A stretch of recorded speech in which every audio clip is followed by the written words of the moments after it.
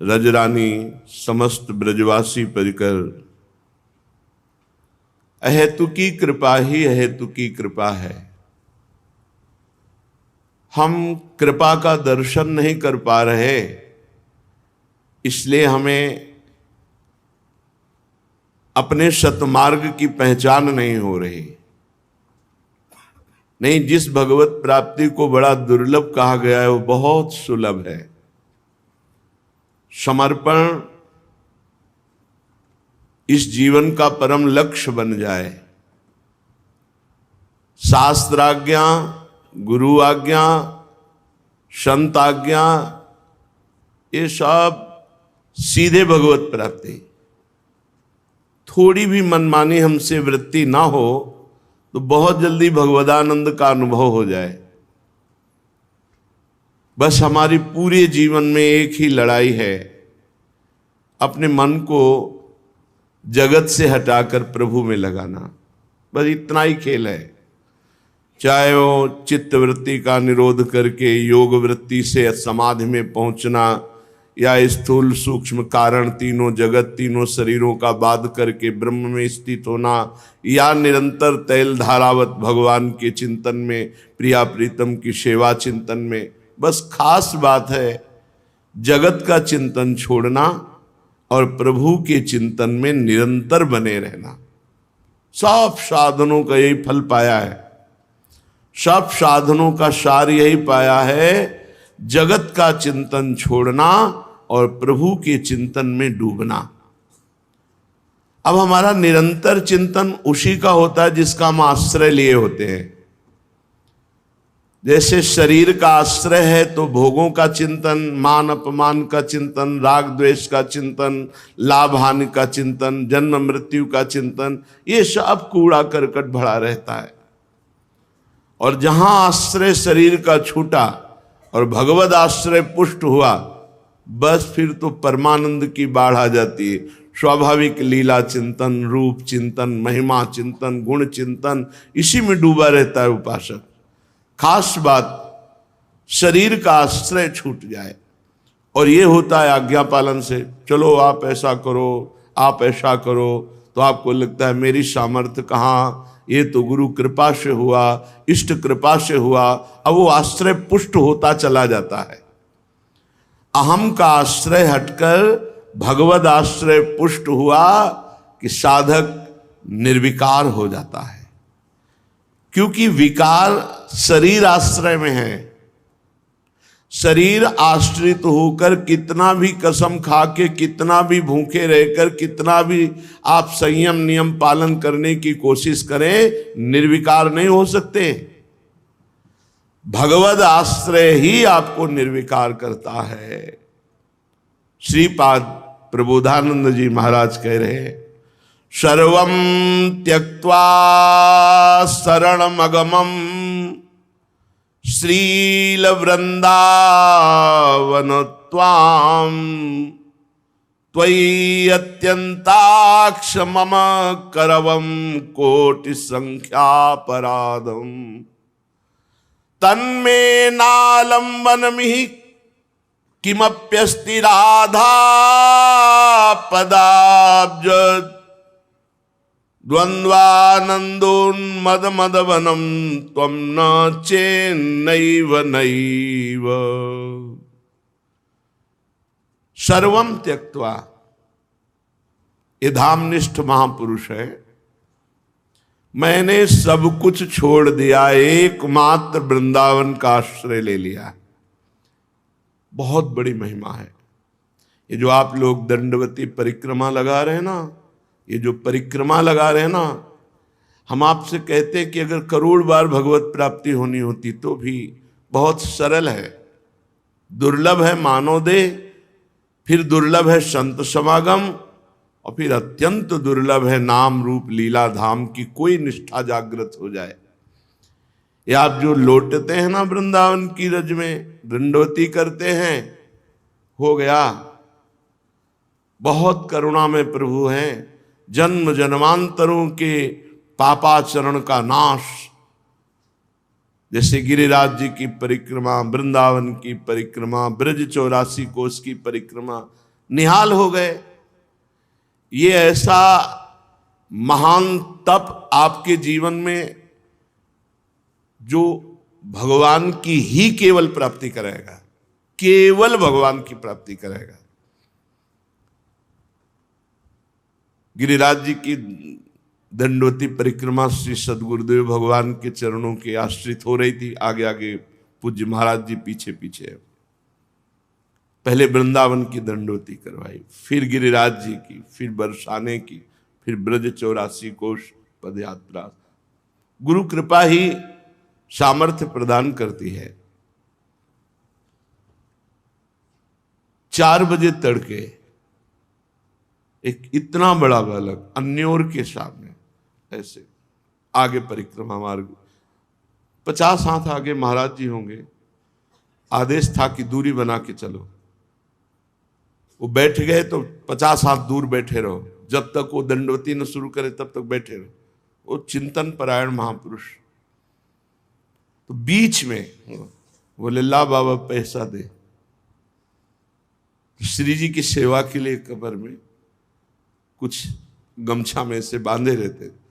नहीं नहीं पैसे नहीं चल। हे झूठ बोले बाबा, पैसे। बालक है, गांव आसपास तो कोई बालक आ, पर 4 बजे प्रश्न उठा, खुला 1 रुपया से। वो मंद मुस्कान, वो चितवन, दंडवती लगाए बिना कारण के अशुभ प्रवाह हो। जब दंडवती का विश्राम हुआ तो पूज्य महाराज जी से कहा, महाराज जी ने कहा यहां बालक कहां आ सकता है 4 बजे, ये तो गिरिराज धरन की ही लीला है, गिरिराज धरन है। जब यहां वृंदावन आए तो भक्ति दीप महाराज जी यहां रहते थे। उनका बाबा तुम्हें भगवत साक्षात्कार हुआ गिरिराज जी में? नहीं महाराज। हे बाबा हमको यहां से पता चला, तुम कह रहे हो नहीं। वो क्या पता चला महाराज जी? बोले एक बालक नहीं मिला? हाँ अन्योर के पास एक बालक ऐसे का। बोले वो गिरिराज धरन ही थे। श्री जी में उनका बहन भाव, बड़े सिद्ध महापुरुष भक्तिदीप जी महाराज। ये दंडवती परिक्रमा, ये धाम का आश्रय भगवत प्राप्ति के लिए बहुत पर्याप्त है। बस अपने जीवन की धारा परमार्थ से गिरने ना पावे, निश्चिंत हो जाओ। ये लाखों प्रकार की साधनाएं एक तरफ और धाम का आश्रय वास एक तरफ, ये बहुत बड़े साधन से परिपूर्ण अवस्था को प्राप्त महापुरुष हैं श्रीपाद प्रबोधानंद जी। सन्यास में कृपा शब्द नहीं है, सन्यास में साधन शब्द ही है। कृपा शब्द तो वैष्णव पद्धति में, भक्ति में है। महाप्रभु चैतन्य देव की कृपा से श्रीधाम वृंदावन का और वृंदावन के रसिकों के कृपा कटाक्ष से जो प्राप्त हुआ, तो कह रहे सर्वम त्यक्त्वा, सब कुछ छोड़ करके, शरण मगमम श्रील वृंदावनम त्वाम, मैंने अगम वृंदावन की शरण ली, जो बड़ा दुर्लभ है। आप लोगों को कृपा से प्राप्त हुआ है। तो आपको लगता है वृंदावन वास कोई कठिन है? अरे वृंदावन वास कठिन मेरी माई, रसिकों ने लिखा है, बहुत कठिन है वृंदावन वास।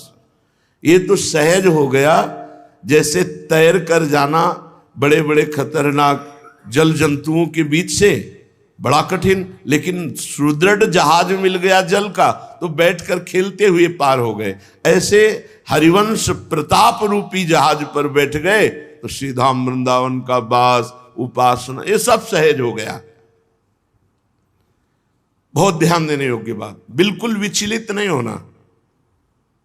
इसका मतलब ये नहीं कि प्रमाद स्थिति में मनमानी आचरण करना, बात को समझना है। सर्वम त्यक्त्वा शरण मगमम श्रील वृंदावनत्वाम अत्वयि अत्यंता क्षमम करवम कोटि संख्यापराधम। आपके ऊपर मैं जब वास करने लगा, आपकी शरण लेकर, तो ठहरा अपराधी जीव तो करोड़ों अपराध किए। त्वयि अत्यंता क्षमम करवम कोटि संख्या अपराधम, पर आप इतने दयालु हैं कि आपने मेरा हाथ नहीं छोड़ा। करोड़ों अपराध करने पर भी आपने क्षमा किया और हमें वास दिया। श्रीधाम वृंदावन चाहे तो 1 मिनट में ऐसी आपकी चित्त वृत्ति कर देगा कि हम हाथ जोड़ें, आपको सब सुविधाएं दें, तो भी आप नहीं रुकोगे, भाग जाओगे।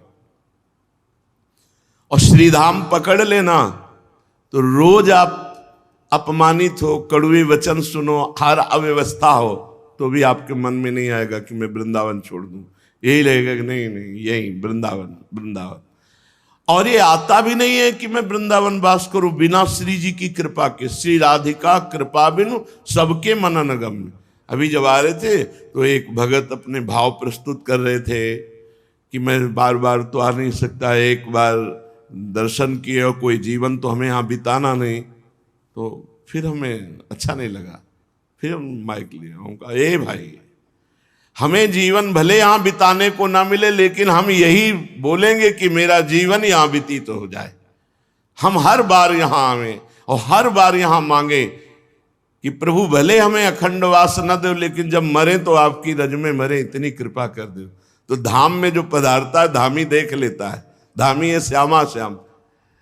अरे आकांक्षा नहीं होती, आकांक्षा ही नहीं हो सकती बिना किशोरी जी की कृपा के। सर्वम त्यक्त्वा शरणमगमम श्रील वृंदावन त्वाम। हे वृंदावन, सब कुछ छोड़कर हमने आपकी शरण ली, और हमारा स्वभाव है गलती कर देना। तो हमसे कोटि संख्या अपराध हम अगर गिने तो करोड़ों अपराध होंगे, पर आपने सब क्षमा किया। कैसे पता चला क्षमा कर दिया? क्योंकि मेरे हृदय में यह नहीं आया कि मैं वृंदावन छोड़ दूं। आपने मेरा कर पकड़ लिया, हाथ पकड़ लिया। तन्मे नालंबन में ही किमप्यस्ति राधा पदाब्ज द्वंद्वानंदोन्माद। और क्या कृपा कर दी? आपने सहारा दे दिया गोरे चरणारविंद का, और उन चरणारविंद से हमारे हृदय में बड़ा उन्माद प्रकट हुआ, प्रेमोन्माद। मदवनम त्वम ना चेन्नैव नैव। मैं बड़े आम में घूमता हूं, हमारे माई श्यामा जी को राज, ये मस्ती। यद्यपि मैं अपराधी हूं, पर वृंदावन की कृपा से गोरे चरणारविंद की ठसक मिल गई, और मैं उसी उन्माद में, मदवनम, श्री वृंदावन में मद में उन्मत्त होकर राधा राधा राधा, हमारे माई श्यामा जी को राज, मेरे प्राणनाथ श्री श्यामा। अब मुझे विश्वास है, नाचे नैव नैव, आप कभी मुझे त्याग नहीं सकते। आप मेरी रक्षा करेंगे, आप मुझे बचाएंगे, आप मुझे प्रियालाल से मिला देंगे, पक्का विश्वास। मदगुण दोष विचारम विनैव वृंदावनम महाशक्ति। नित्योच्छृंखल करुणाद्यखिल गुणम माम ध्रुवम नयेत स्वपदम। श्रीधाम वृंदावन अपने अखंड वास करने वाले के गुण या दोष नहीं देखता, इसीलिए कह रहे हैं मद गुण दोष विचारम विनैव वृंदावनम महाशक्ति। बहुत आनंद के वचन है। मेरे गुण दोष पर वृंदावन ध्यान नहीं देता, अपनी महाशक्ति से मुझ उच्छृंखल पर करुणा करके अखिल गुण युक्त करके श्री जी की सेवा में पहुंचा दिया। नित्योच्छृंखल करुणाद्यखिल गुणम माम ध्रुवम नयेत स्वपदम। स्वपदम श्री प्यारी जी की सेवा, हमारा स्वपद है श्री लाडली लाल की युगल सेवा, सहचरी पद, ये स्वपद है। जो श्रीधाम वृंदावन का अखंड वास ले लेता है, ये अखंड वास वाले के लिए, तो वृंदावन उसके गुण दोष पर विचार ना करके महाशक्ति अपनी सामर्थ्य से, यद्यपि वो उच्छृंखल स्वभाव का है, तो भी करुणा करके अखिल गुण संपन्न श्री श्यामा श्याम की सेवा की योग्यता प्रदान कर देता है। धन्यम वृंदावनम। श्री वृंदावन वर्तिनी यत्र क्वचनापि सापराधस्य राधा कृष्ण द्रोहिण उरुतर नरकात् कदापि नोद्धारः।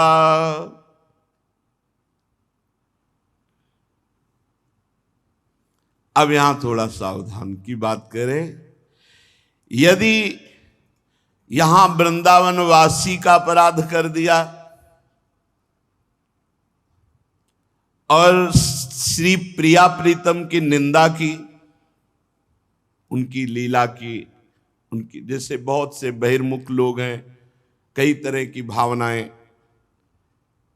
तो फिर वृंदावन उद्धार नहीं करेगा, फिर यहां से नरक ट्रांसफर करेगा।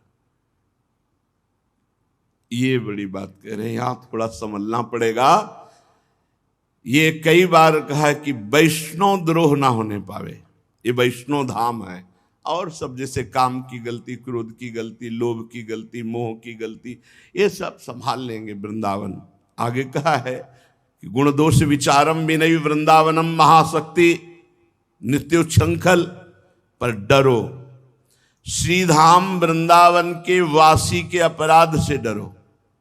अगर उस अपराध बन जाएगा और आप प्रिया प्रीतम श्री श्यामा श्याम का द्रोह करोगे, तो कह रहे हैं कि बहुत काल तक वास करने पर भी उसे नरक जाना पड़ेगा, ऐसा श्रीपाद लिख रहे हैं। ये बात से थोड़ा डरना है।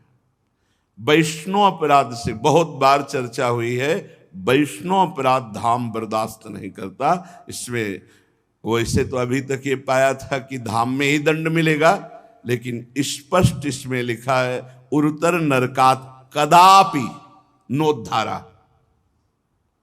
जैसे वैकुंठ धाम से पतन होकर मृत्युलोक आना, मृत्युलोक भौम नरक का आ गया है, ये भौम नरक है।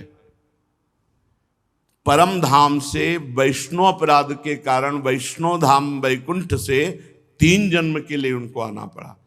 ये चीज थोड़ा डरना चाहिए साधक को। श्री ध्रुवदास जी ने भी सिद्धांत विचार लीला में लिखा है कि वैष्णव अपराध से, भक्तन के अपराध से डरपत रहो। यह अपराध वज्र की लीक है।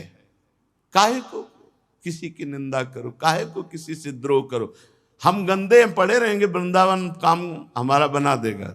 2 श्लोकों में आपने ऊपर सुना, लेकिन जो तीसरा श्लोक है, ये इसमें इतनी सावधानी रखनी। ये तभी हो सकता है जब आप अपने को नीच देखेंगे।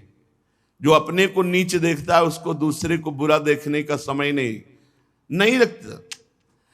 बुरा तो तब देखे ना जब हम अच्छे हों। हम अपने अंतःकरण को जब देखते हैं तो पता चलता है, जैसे घोड़े की लगाम को खींच करके पकड़े हुए कोई बैठे हो, ऐसे बैठे हैं। अगर वो लगाम छोड़ दें तो अभी सब गड़बड़ हो जाए। इसका मतलब है कि हम बलहीन हैं, हम अधम हैं। अगर हम चल पा रहे हैं तो अपनी स्वामिनी जी की कृपा से, अपने गुरुदेव की कृपा से, तो हम दूसरे पर दोष दर्शन का अधिकार कैसे रख सकते हैं। गुणाभिमान ही परदोष दर्शन करता है, इससे बचो। जो भी चाहे गृहस्थ हो, विरक्त हो, धामवास करते हो या धाम का आश्रय लिए हो, इससे बचो किसी वैष्णव का अपराध। कई संत भगवान पधारे जिन्होंने बताया कि बड़ी अच्छी स्थिति, वो बताए तो अच्छी स्थिति वो थी, पर बोले पता नहीं कैसे संत अपराध बन गया कि सब नष्ट हो गया। ऐसा है, जहां वो अपने में गुणाभिमान जागृत होता है, दूसरे संतों में हे बुद्धि होती है, वो चाट जाती है। भगवान से मनाए कि कभी हमसे वैष्णव अपराध न बने। प्रभु से प्रार्थना करे कि आपके जनों का कभी अपराध न बनने पावे। इसीलिए बड़े बड़े वैष्णव जन बहुत डरते हैं। श्री वृंदावन वर्तिनी यत्र क्वचनापि सापराधस्य राधा कृष्ण द्रोहिण तो उर्तर नरकात कदापि नोद्धारा। जो राधा कृष्ण के प्रति दोष दर्शन, द्रोह, निंदादि करे और वृंदावन वासी की निंदा करे, तो बोले उसका फिर नरक से उद्धार नहीं हो सकता। जैसे भगवान शिव ने भी कहा, जो प्रिया प्रीतम में भेद करके राधा कृष्ण में भेद करता है और निंदादि, दोष दर्शन आदि, तो फिर उसकी निश्चित दुर्गति होती है। तो प्रभु में दोष दर्शन करने का तो कोई कहीं भी कोई कारण ही नहीं दिखाई देता। आपको जहां ऐसा लगे तो बड़े महापुरुषों से मिल करके अपने मन को निर्मल कर लीजिए। मानो लगता है कि माखन चोरी लीला प्रभु ने क्यों की, चीरहरण लीला क्यों की, रास क्यों किया, तो ऐसे रसिकों के पास बैठो जो आपको सुलझा सके। 2 मिनट में आपका संशय खत्म हो जाएगा। और किसी वैष्णव के प्रति तो इसलिए दोष दर्शन नहीं करना चाहिए कि हमें खुद प्रभु चला रहे हैं तो उसको भी प्रभु चलाएंगे। अगर उसमें कोई कमी है तो श्यामा जू, लालजू कृपा करके उसे हम क्यों निंदा करें। हा वृंदावन राधा तत्प्रिय सर्वस्व उच्च कई रघवान त्वय्यहमति भय कंपित आशम त्वं मेत्र संभवत् शरणम। हा वृंदावन, हा राधा किशोरी, हा राधा प्राणनाथ, प्रिय श्याम सुंदर, मुझे डर लग रहा है। ये भय कभी न बनने पावे। कभी आपके प्रिय भक्त का अपराध और आपके प्रति कभी दोष दर्शन, द्रोह बुद्धि ना होने पावे। मैं एकांतिक भाव से आपके शरण में हूं, मैं भय से कंपित हो रहा हूं, मेरी रक्षा कीजिए, मेरे द्वारा कभी ये अपराध न बने। हा वृंदावन, हा राधा, राधा तत्प्रिय सर्वस्व श्याम सुंदर, उच्चैक रघवान। यद्यपि मैं महान पापी हूं पर भय कंपिता, मैं इस उन पाप से भयभीत नहीं हूं, मैं भयभीत हूं ऊपर वाले इस लोक से। कहीं आपके भक्त का अपराध न बन जाए, कहीं आपके प्रति दोष दर्शन न हो जाए। आसम त्वं मेत्र संभवत् शरणम, मैं आपकी ही शरण में एकांतिक भाव से आशा करता हूं कि आप मुझे ऐसी सामर्थ्य देंगे कि हम किसी की निंदा न करें। अवसर ही नहीं भाई, निंदा का अवसर ही नहीं है। अगर आप अपना समय खाली रखते हैं तो ये दोष बनेगा, नहीं है ही नहीं, अवसर ही नहीं। सत्संग सुना, अपनी दिनचर्या, अपने कार्य से मतलब, तेरे भावे जो करे भलो बुरो संसार, नारायण तू बैठ के अपनो भवन बुहार। हमें दुनिया से मतलब क्या है। अगर कोई हमारे पास आकर किसी संत की निंदा या कुछ ऐसा कर, तत्काल रोक देना चाहिए। ए भाई, तुम अपना चश्मा बदलो, काहे को दूसरे का दोष दर्शन करते हो। कान में अंगुली डालो, राधा राधा, वहां से निकल पड़ो। राधा कृष्ण विलासई रति मधुरिम सिंधु बंधो उल्लासई। कितनी मेहनत से भजन कमाया जाता है। भजन करना कितना कठिन है। ये दुष्ट मन और इंद्रियां एक क्षण में सब ठगों के हाथ दे देते हैं। बहुत विचित्र इनकी चाल है। मन और इंद्रियां ठगों से मिलकर हमें लुटवाते रहते हैं। नहीं तो भगवदानंद यहां तो वास मात्र से अनुभव हो जाए। वृंदावन वास करना अपने आप में बहुत बड़ा भजन है। 1 महीने तीर्थराज प्रयाग में वास करते हैं तो बड़ा पवित्रता का अनुभव होता है, हृदय फूलता है। 1 महीने वास किया संगम में, तीर्थराज प्रयाग में, जब माघ मकर गति रवि जब हुई, तीर्थपति आव सब कोई जाता है, जैसे अर्ध कुंभी कुंभ।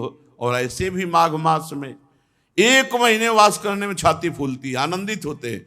और यहाँ ज्ञान भक्ति वैराग्य सबका संगम है वृंदावन धाम, और यहाँ आप जीवन व्यतीत कर रहे हो, आपका हृदय नहीं फूल रहा।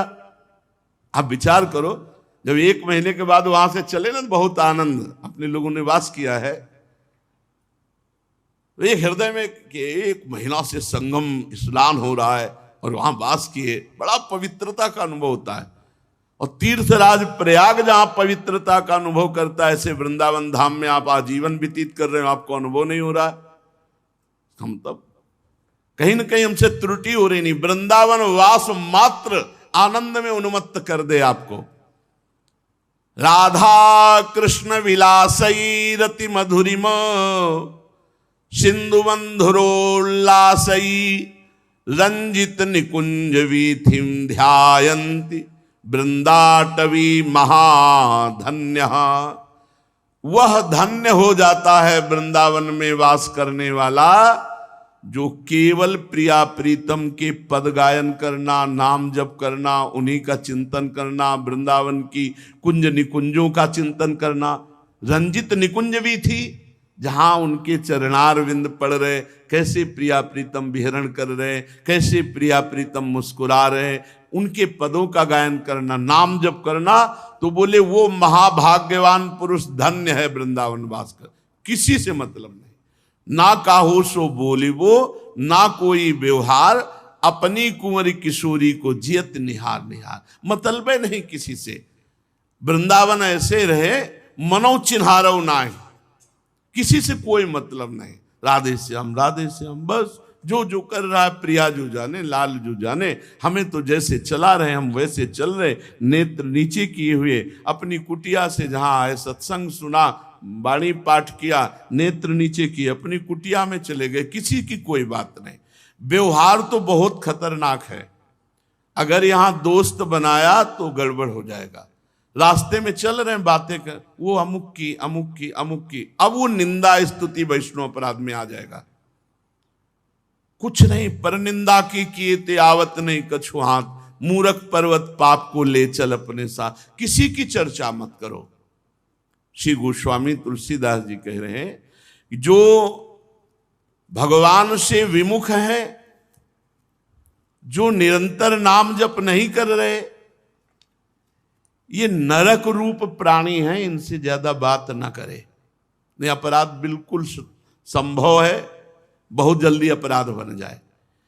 ते नर नरक रूप जीवित जग, भव भंजन पद विमुख अभागी, निशिवासर रुचि पाप असुचि मन, खलमति मलिन निगम पथ त्यागी। नहीं सत्संग भजन नहीं हरि को, श्रवण न राम कथा अनुरागी। बस सुत बितदार भवन ममता निशि, सोवत अति न कबहु मति जागी। किनका संग नहीं करना?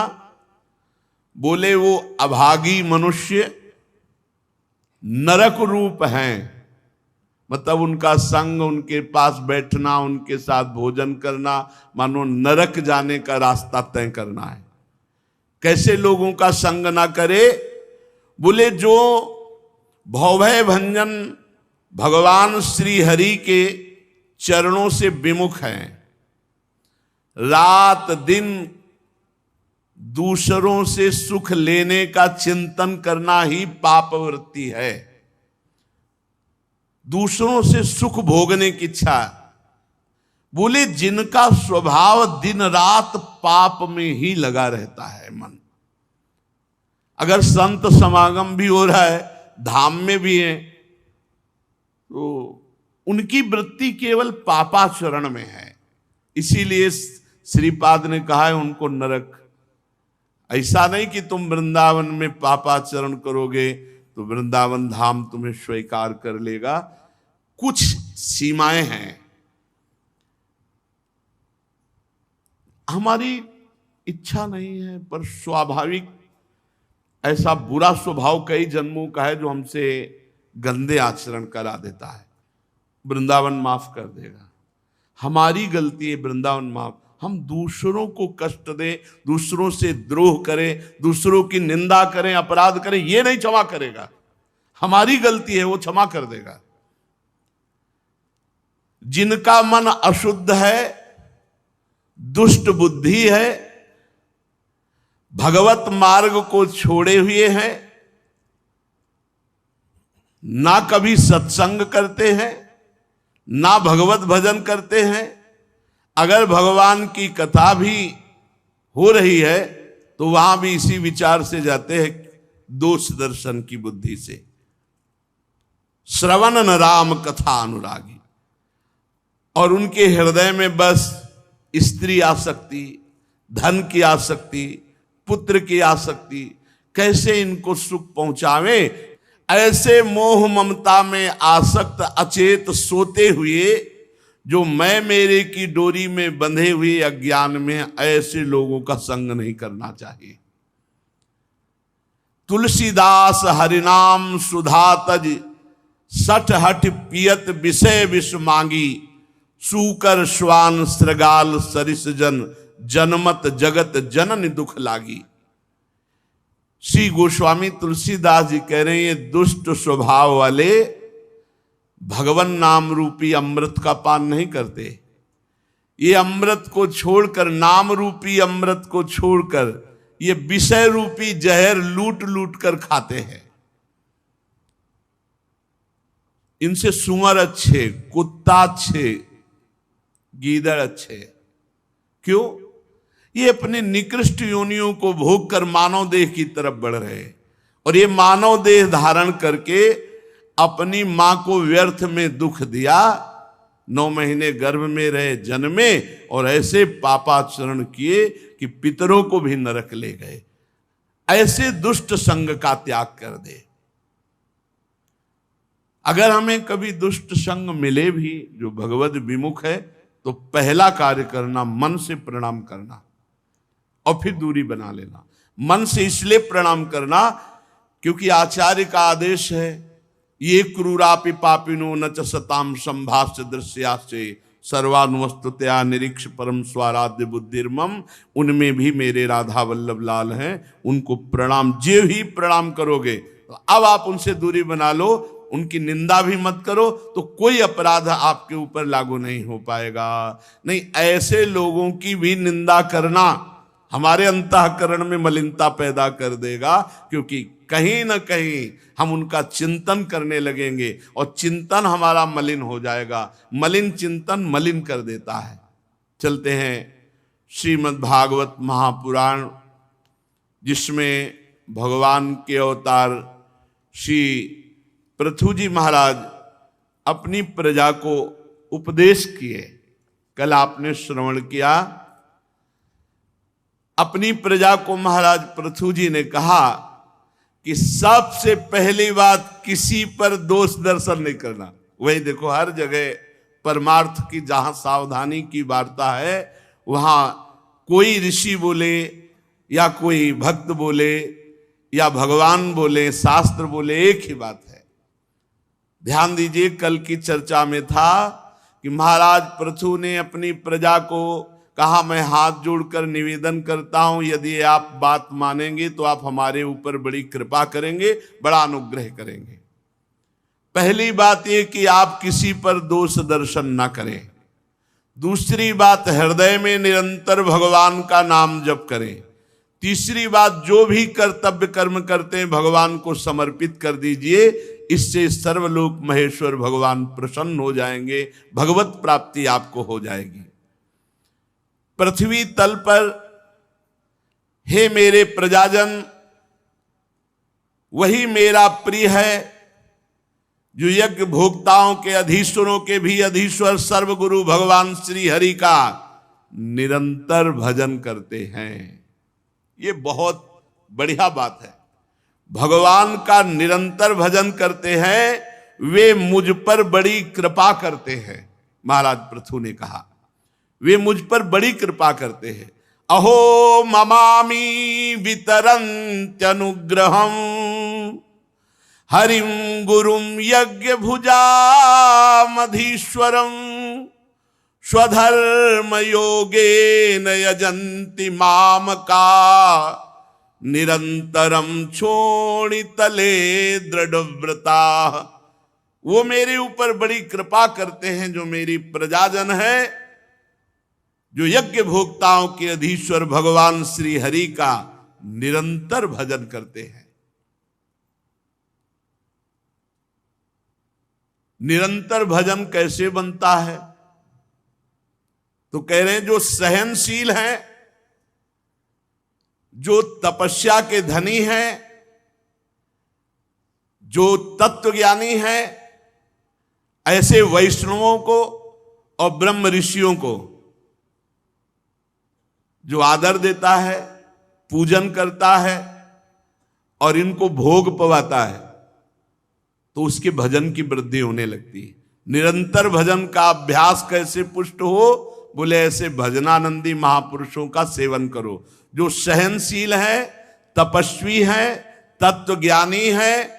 ऐसे वैष्णव, ऐसे ब्रह्म ऋषियों का आदर, संग और उनको भोजन। सभी से विनय पूर्वक मैं प्रार्थना करता हूं कि सर्वांतर्यामी भगवान वैष्णव सेवा से बहुत जल्दी प्रसन्न होते हैं।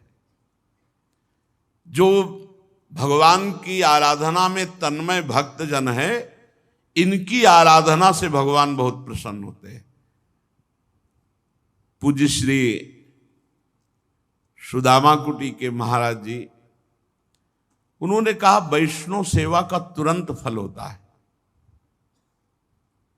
तुरंत फल होता है। हृदय में तुरंत वैष्णव सेवा से आपके परिवर्तन शुरू हो जाएगा। संत सेवा का तुरंत फल होता है। यहां श्री पृथु जी महाराज कह रहे हैं, जो स्वयं प्रकाश सर्वांतर्यामी भगवान को प्रसन्न करना चाहता है, उसे निरंतर भजन करना पड़ेगा। और निरंतर भजन के लिए जो सहनशील हैं, तपस्वी हैं, तत्वज्ञानी हैं, ऐसे वैष्णव और ऐसे ब्रह्म ऋषियों का आदर, सम्मान, संग और उनको भोजन पवाना। आप सभी से मैं विनय पूर्वक कहता हूं, ब्रह्म ऋषियों की सेवा करने से बहुत जल्दी भगवान प्रसन्न होते हैं। वैष्णव सेवा, ब्रह्म ऋषियों की सेवा अगर नित्य बनने लगे तो बहुत जल्दी चित्त शुद्ध होकर के बिना ज्ञानाभ्यास के उसे मोक्ष पदवी प्राप्त हो जाएगी। बिना तत्व ज्ञान के अभ्यास के कि सब में भगवान है, ऐसा कुछ लगाने की जरूरत नहीं। हृदय पवित्र हुआ, यह अनुभव हो जाएगा, जित देखो तित श्याममयी। कैसे पवित्र होगा? पृथु महाराज अपनी प्रजा को कह रहे हैं, जो रोज संत सेवा करता है, वैष्णव सेवा करता है, ब्रह्म ऋषियों की सेवा करता है, इस लोक में वैष्णव और ब्रह्म ऋषियों से बढ़कर दूसरा कौन हो सकता है? एक बहुत काल तक अग्नि में हवन करे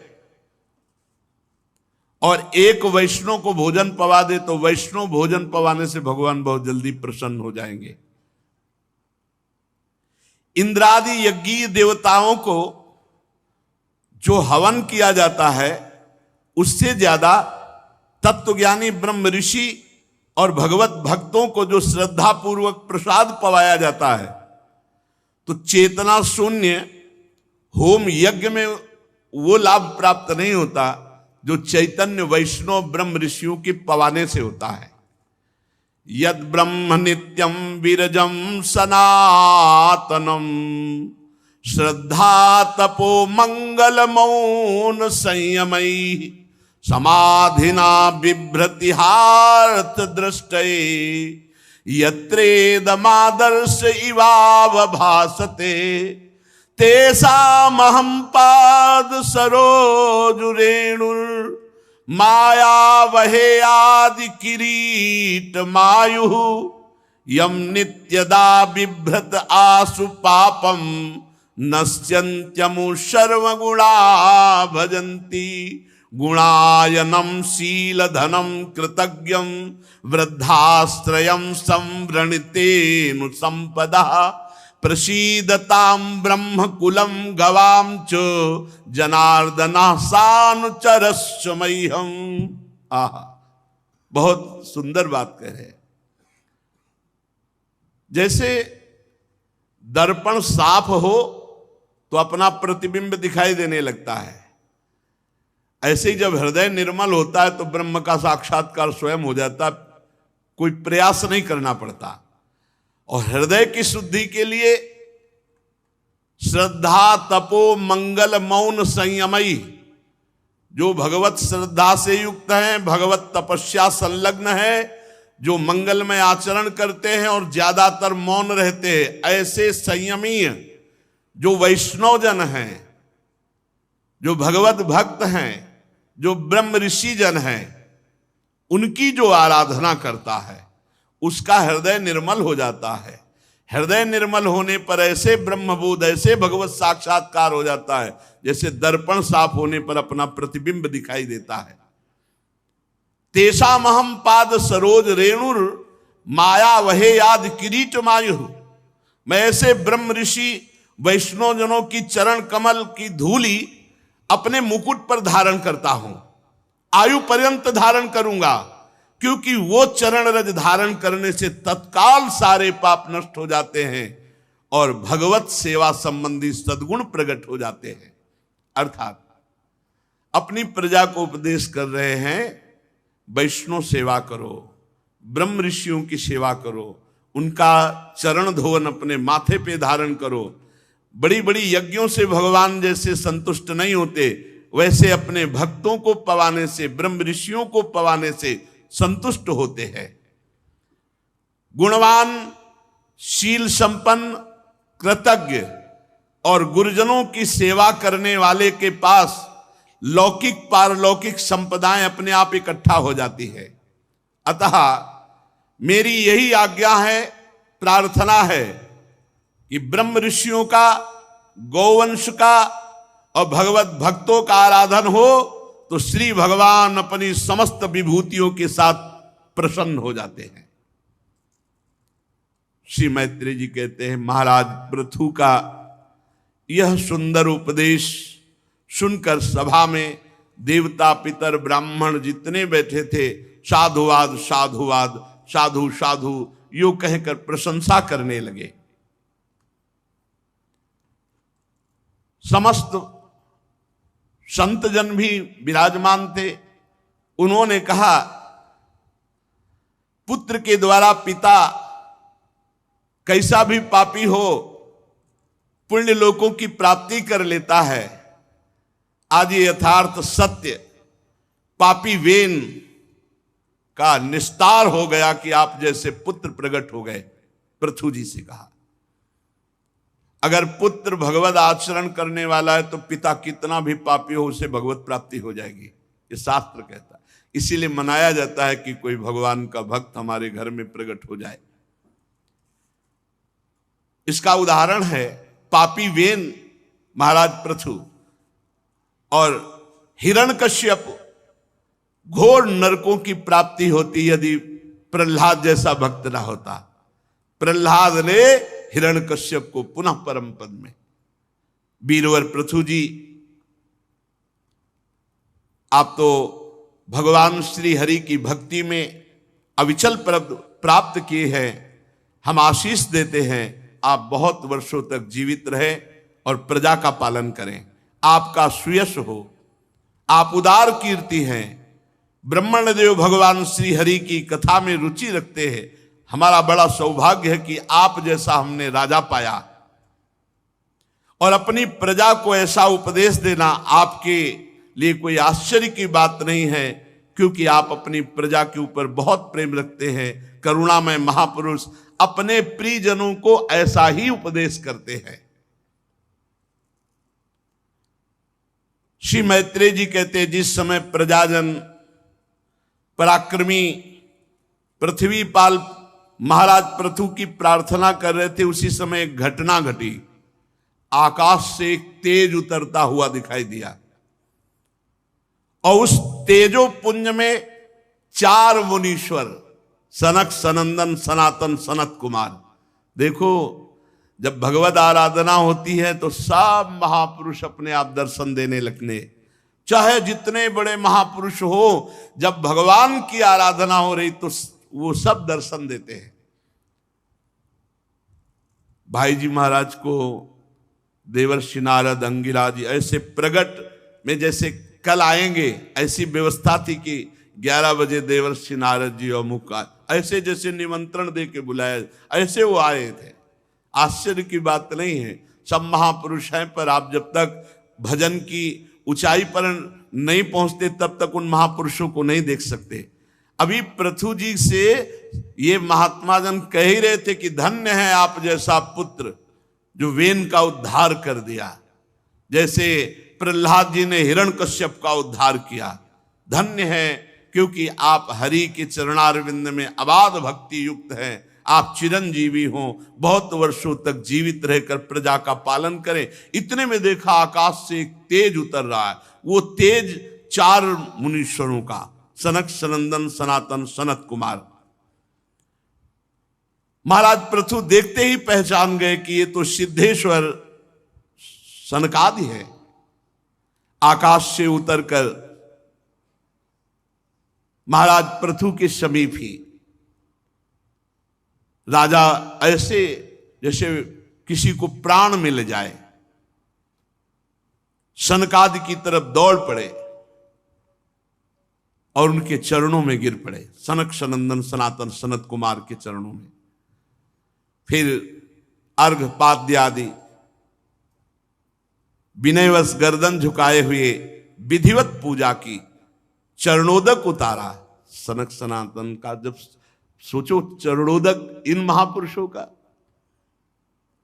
चरणोदक पिया, माथे पे अपने संपूर्ण जो अनुचर सबको चरणोदक। मान लो अगर संतों की चरण रज, संतों का चरणोदक पीते हो, छिष्ट पाते हो, भगवत प्राप्ति निश्चित। हम आपसे कई बार इसीलिए कहा, करोड़ों बार होती तो। भगवान का जो रोज चरणामृत पीते हैं, प्रभु का चरणामृत पीते हैं, उनको भगवत प्राप्ति में कोई संशय है?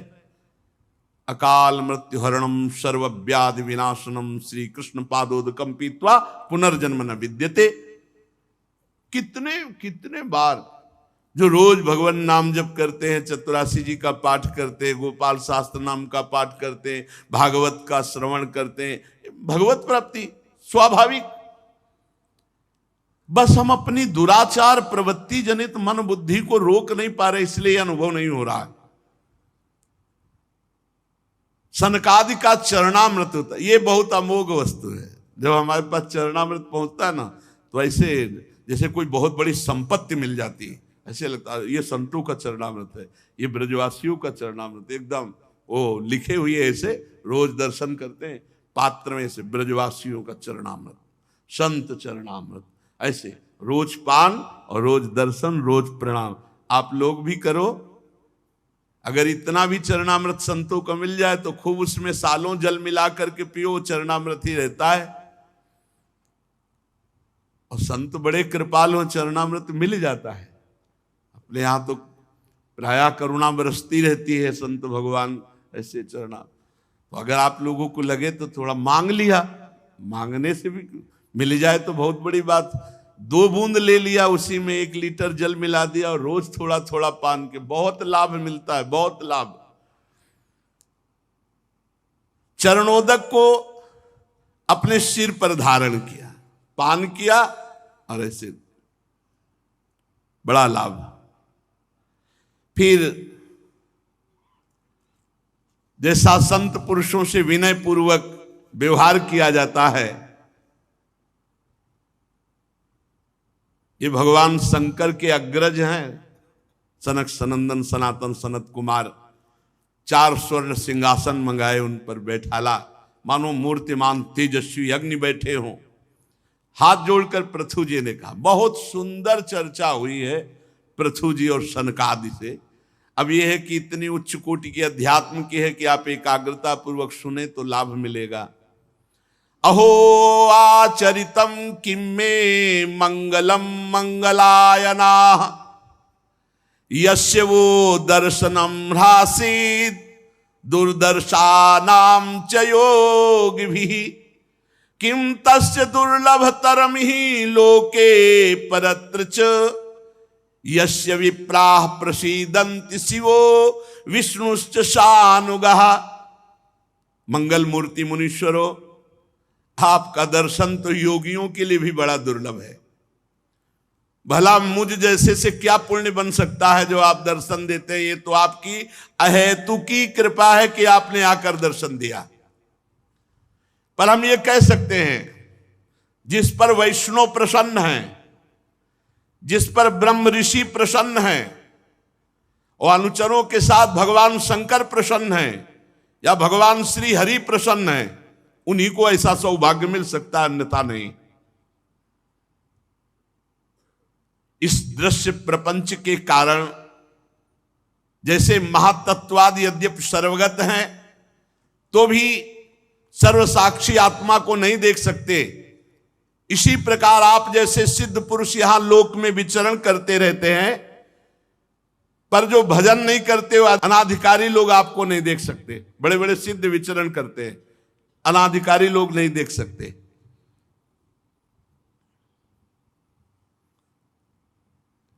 कई बार महापुरुषों के दर्शन होते हैं अव्यक्त रूप से। एक बार बहुत एकांत क्षेत्र, पीछे देखा है बड़े अवधूत कोटि के संत खड़े थे और उन्होंने कहा जीवन में 3 बातें सदैव याद रखना, बिना किसी प्रश्न के, बिना ऐसे। बड़े अवधूत कोटि के महापुरुष एकाग्रता पूर्वक उन 3 बातों को पहली बात, कभी भगवान का विस्मरण मत करना। दूसरी बात, कभी धन अपने नाम मत रखना। तीसरी बात, अपने नाम कभी कोई जमीन मत रखना। महापुरुष जन जब देखते हैं कि इस साधक में भगवत प्राप्ति की लालसा है तो आगे से आगे आपको पूछने की जरूरत नहीं पड़ेगी। आप जैसे सिद्ध महापुरुष लोक में विचरते रहते हैं, पर जो भजन नहीं करते अनाधिकारी लोग, वो आपको नहीं देख पाते। जिनके यहां आप जैसे महापुरुष थोड़ा जल ले लें या आसन स्वीकार कर लें, बैठ जाएं, कोई पदार्थ स्वीकार कर लें, कुछ ले लें, वो धन्याति धन्य हो जाते हैं। आप जैसे महापुरुष कुछ सेवा स्वीकार कर ले। जिनके घरों में भगवत भक्तों के चरणामृत का छींटा नहीं पड़ा, वो चाहे जितना वैभव संपन्न हो, वो भूतों के रहने वाले घर के समान है। वो व्यर्थ है, अपवित्र घर है जिनमें भक्तों का चरणोदक नहीं पड़ा। और भगवान की कृपा से सौभाग्य से अपने लोगों को बचपन में से ये सौभाग्य मिल रहा है। 8 सन्यासी महात्मा जन जहां दूर से दंड लिए दिखाई दे तो दौड़ो स्वामी जी आ रहे, अब साष्टांग दंडवत, थाली लोटा जो कुआं से जल निकाल के सबके चरणोदक धोना, और फिर पान करो, माथे पे डालो, छिड़के आओ पूरे घर में, फिर उसको पात्र में रख लिया जाता, रोज पवाया। वही सब प्रभाव संतों का चरणामृत का। जिनके घरों में संतों का, भक्तों का चरणामृत नहीं छीटा पड़ता, वो बड़े बड़े समृद्धियों से संपन्न होने पर भी जिन घरों में भूत रहते हैं ऐसे वो घर हैं, अपवित्र हैं। या जिन खोखले पेड़ों में सांप रहते हैं वो अपवित्र। ऐसे हे मुनीश्वरों, कैसे कहूं कि आपका स्वागत है। स्वागतम वो द्विज श्रेष्ठा यद व्रतानि मोक्षवा चरंति श्रद्धया धीरा बाला एवं बृहंति च। क्योंकि आपने बाल्यावस्था में ही ब्रह्मबोध प्राप्त कर लिया। आप अखंड ब्रह्मचारी हैं, आपका ब्रह्मचर्य अखंड है। आप सदैव अपने स्वरूप में स्थित रहते हैं। स्वामियों, हम लोग तो अपने कर्मों के वशीभूत होकर इस विपत्ति के क्षेत्र रूप संसार में केवल इंद्रिय संबंधी भोगों को ही पुरुषार्थ मानकर भोग रहे हैं। आप कृपा करके बताइए, प्रश्न है, जो इस संसार में इंद्रिय भोगों में ही केवल सुख मानकर फंसे हैं, उनका कल्याण कैसे होगा? उनका निस्तार का उपाय क्या है? और आप लोगों से ये पूछना कि आपका कुशल मंगल है, ये उचित नहीं है, क्योंकि आप सदैव आत्मा में रमण करते हैं, आत्मस्वरूप हैं। तो क्या कुशल और क्या अकुशल आपके लिए? तो जो अपने स्वरूप में स्थित, उसमें कोई फर्क नहीं पड़ता। चाहे विपत्ति हो, चाहे संपत्ति हो, दुख हो, सुख हो, साप हो, वरदान हो, कोई फर्क नहीं पड़ता। क्योंकि जो आत्मानंद में निमग्न है उसको इन बाहरी साप वरदान दुख सुख लाभ हानि मान अपमान से कोई फर्क नहीं। एक हमने संत से सुना कि एक बार भगवान गौरी शंकर नंदीश्वर पर विराजमान होकर जा रहे थे, तो शनकादि चारों हरिशरणम हरिशरणम हरिशरणम ध्यानस्थ थे। भगवान शिव वहां से निकले, कोई प्रणाम नमस्कार, कोई भगवान शिव को कोई फर्क नहीं। अंबा ने कहा, जगत गुरु भगवान शिव को प्रणाम भी नहीं किया, ऐसे ही गर्दन, उनको गुस्सा आ गया, साप दे दिया, जाओ आउट हो जाओ। गर्दन ऐसे सीधी की, झुकाया नहीं जैसे। भगवान शिव ने कहा कोई फर्क नहीं पड़ता इनके ऊपर। बोले क्यों? इनको पश्चाताप, तो बोले कभी पश्चाताप नहीं होगा, चाहे सनकादि का शरीर हो चाहे उठ का शरीर, इनको शरीर से कोई लेना देना नहीं, ये अपने स्वरूप में स्थित है।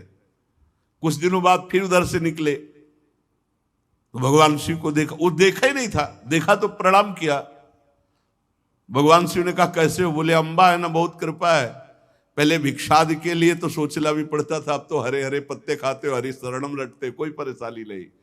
खा कहे तो इनको सनकादि रूप में करो, इनको कोई फर्क नहीं पड़ता। तो कह रहे आपके लिए पूछना कि कुशल मंगल है कि नहीं, तो आप तो आत्मा में रमण करते हैं, आपके लिए ना कुशल हो ना कुशल, दोनों बराबर, कुशल कुशल से कोई मतलब नहीं। प्रभु आपका समागम बड़ा दुर्लभ है, उसका लाभ मिलना चाहिए। इससे मैं पूछता हूं कि जो भोगों में मनुष्य फंसे हैं उनका सुगमता पूर्वक कल्याण कैसे होगा? प्रभु ये आत्मबोध तो बहुत धैर्यवान, बहुत अच्छे ज्ञानी के हृदय में आत्मबोध होता है,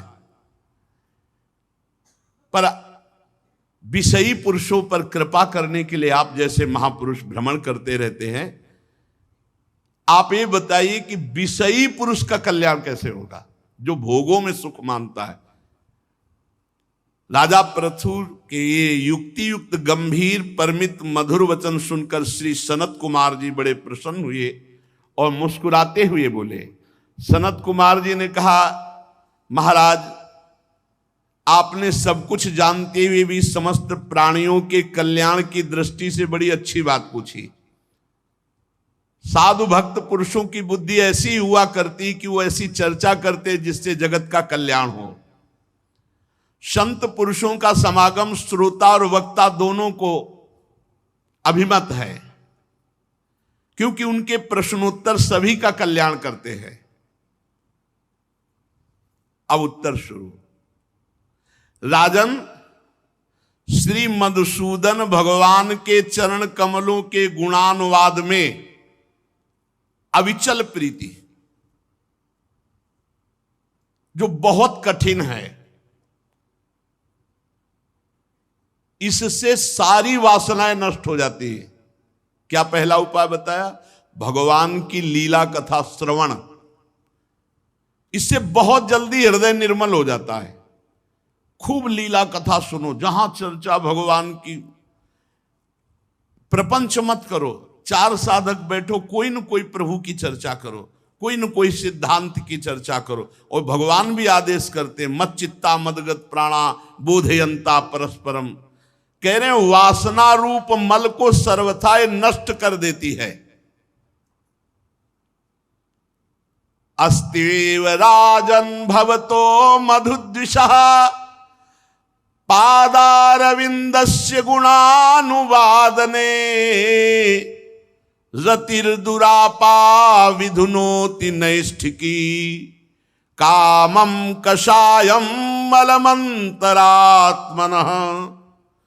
जो भगवान श्री मधुसूदन की कथा सुनता रहता है, गुणानुवाद करता रहता है, उसका वासना रूप मल सर्वथा के लिए नष्ट हो जाता है।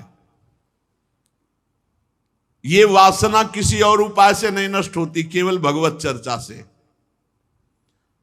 जैसे मोह को महिषासुर बताया गोस्वामी जी ने, और कथा को दुर्गा आद्याशक्ति बताया। कि जैसे महिषासुर को कोई देवता या नहीं मार सकता था उस समय बलवान, तो सब दैवी शक्ति का स्वरूप दुर्गा भगवती ने महिषासुर को मारा।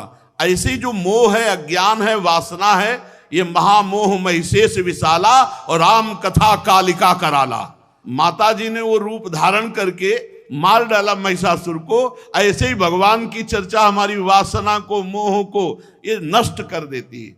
यहां सनकादि जी ने पहला उपाय बताया, खूब भगवत चर्चा सुननी चाहिए, नशा होना चाहिए। और ये साधक का नहीं, ये सिद्धों का भी है। भगवान शंकर को क्या जानना है, कागभूषुंड जी के यहां हंस बन करके रोज चर्चा सुनते हैं, और जब वहां नहीं जाना होता तो अंबा जी श्रोता बन जाती है, भगवान शिव चर्चा करने लगते हैं अंबा जी से ही। बड़ी अमृतमयी कथाएं। वासना रूपी मल को नष्ट करने के लिए और कोई उपाय नहीं भगवान की चर्चा के सिवा। ये बैठा लो। जो साधक सत्संग नहीं सुनते हैं, परस्पर भगवत चर्चा नहीं करते हैं, उनमें बड़ी कमियां बनी रहती है। पहली बात तो ये अहंकार बना रहता है कि हम श्रेष्ठ हैं, और बहुत से अंदर दोष बने रहते हैं, वो सत्संग के द्वारा ही नष्ट होते हैं। शास्त्र जीवों के कल्याण के लिए भली भांति विचार करने वाले हैं। उनमें आत्मा से भिन्न देहादि के प्रति वैराग्य और अपने स्वरूप में सुदृढ़ अनुराग होना, ये कल्याण का साधन निश्चित किया गया है। भगवान की लीला कथा सुनने से वासना मल का नाश होता है। जो ही वासना नष्ट होती तो शरीर से वैराग्य होता है। शरीर तीन है, स्थूल सूक्ष्म कारण। तीनों शरीर से जहां वैराग्य हुआ तहां आत्मस्वरूप में दृढ़ रति होती है, और आत्मस्वरूप में आत्मरति हो जाना ही जीवन का परम लक्ष्य है, परम कल्याण है। आत्मा हमारे प्रभु हैं, आत्मा हमारे आराध्य देव हैं। ये बात एक शब्द में कह गए। अब इसको विस्तार पूर्वक वर्णन करते हैं। पहले शब्द में उत्तर है, संसारी भोगी पुरुषों को भगवत प्राप्ति का उपाय क्या? बोले खूब भगवान की चर्चा, भगवान के गुणों का कथन श्रवण करे। रात दिन भगवान का नाम जप, उनकी लीला कथा श्रवण से वासना का नाश होता है। वासना के नाश से तीनों शरीरों से वैराग्य होता है और आत्मरति होती है। आत्मरति ही ये परम कल्याण का स्वरूप है। अब उसको विस्तार से कह रहे हैं। जिसको अपना परम कल्याण चाहिए वो पहले सद्गुरुदेव भगवान का वरण करे, क्योंकि बिना गुरुदेव के, बिना गाइड के इस भूल भुलैया संसार से पार नहीं हुआ जा सकता। इसीलिए भगवान की प्राप्ति के लिए जो हम नाम जप कर रहे हैं, जो कथा सुन रहे हैं, इसका पहला फल होगा सद्गुरुदेव की प्राप्ति। एक संत आए थे सिख धर्मावलंबी, तो उन्होंने कहा कि हमने तो गुरुवाणी जी में पढ़ा है कि पूर्ण पुरुष मिले बिना, पूर्ण गुरु मिले बिना जीव का कल्याण नहीं होता। ऐसे नाम जब कर रहा है तो पूर्ण उसे गुरु नहीं मिले तो क्या कल्याण हो जाएगा? तो उन्होंने कहा हाँ, क्या कल्याण होगा? वो नाम जब उसे पूर्ण गुरु से मिलाएगा और फिर गुरु जो नाम देगा उसे भगवत प्राप्ति करा देगा। तो यहां कह रहे हैं कि शास्त्र श्रवण हमारे अंदर जिज्ञासा प्रकट करेगा, भगवत प्राप्ति की मुमुक्षुता प्रकट करेगा, और उसके लिए हमें सद्गुरुदेव का वरण करना होगा, सद्गुरुदेव का आश्रय लेना होगा। बिना सद्गुरुदेव के चाहे शिव बिरंच सम होई, गुरु बिनु भव निधि तरह न कोई। सद्गुरुदेव शास्त्र के सूक्ष्म वचनों को अनुभव करके बोलते हैं, तो उनके वचनों में विश्वास रखना होगा। जो हमारे गुरुदेव कहें उनके वचनों पर बिल्कुल दृढ़ विश्वास। और जो गुरुदेव भागवतिक आचरण का उपदेश करते हैं वैसे ही आचरण करें। फिर गुरुदेव से जिज्ञासा करें। भगवत प्राप्ति संबंधी जो संशय हो, जो प्रश्न हो, अपने गुरुदेव से उनका उत्तर ले। गुरुदेव के द्वारा जो निष्ठा जागृत होती, कई तरह की निष्ठा होती, धाम निष्ठा, नाम निष्ठा, गुरु निष्ठा, सेवा निष्ठा, योग निष्ठा, ज्ञान निष्ठा, भक्ति निष्ठा, बड़ी निष्ठाएं होती। तो गुरु के द्वारा प्राप्त निष्ठा युक्त हो, और निष्ठा से योग योगेश्वर भगवान की उपासना में। और जो लोग केवल धन, इंद्री, स्त्री इसी में आसक्त हैं, भोगों में, उनसे दूरी बनाकर रखे, इनसे गोष्ठी न करे, इनसे मिले न, बहुत जहरीला स्वभाव होता है। अर्थेंद्रिया राम संगोष्ठो तृष्णया। अगर ऐसे इंद्रियारामी पुरुषों से मिलोगे तो भोगों की तृष्णा तुम्हें परेशान कर देगी। सदगुरु का वरण, उनके वचनों पर विश्वास, उनके द्वारा बताए हुए भक्ति के क्रियात्मक आचरण, उनसे प्रश्न उत्तर, जो भी आपके अंदर संशय हो, फिर उनके द्वारा प्राप्त निष्ठा, धाम निष्ठा, नाम निष्ठा, गुरु निष्ठा, सेवा निष्ठा, योग निष्ठा, जो निष्ठा का अधिकारी, उससे योग योगेश्वर भगवान श्री हरि की उपासना, और फिर धन, अर्थेंद्रिया राम संगोष्ठ तृष्णया। जो अर्थ और इंद्री के भोगों में, सहवास आदि में सुख रखने वाले जन हैं, इनसे कभी भी गोष्ठी न करें, इनसे कभी न मिले। यदि भगवत प्राप्ति करना है तो दूरी बना के रखना होगा, शास्त्र कह रहा है। क्योंकि इनकी गोष्ठी में प्रेम रखने से तृष्णा बढ़ती, भोगे हुए भोगों को भोगने का जो लालसा, वो तृष्णा।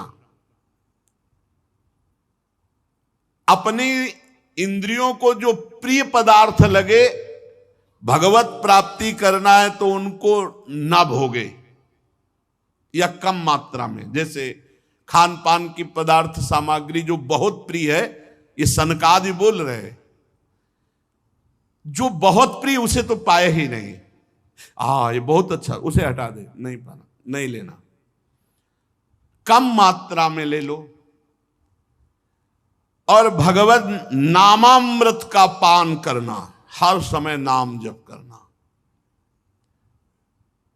एकांत सेवन में प्रेम रखना, एकांतिक भाव होना चाहिए। कुछ समय ऐसा होना चाहिए अपनी कुटिया में एकांत, शांत, भगवत चिंतन परायण।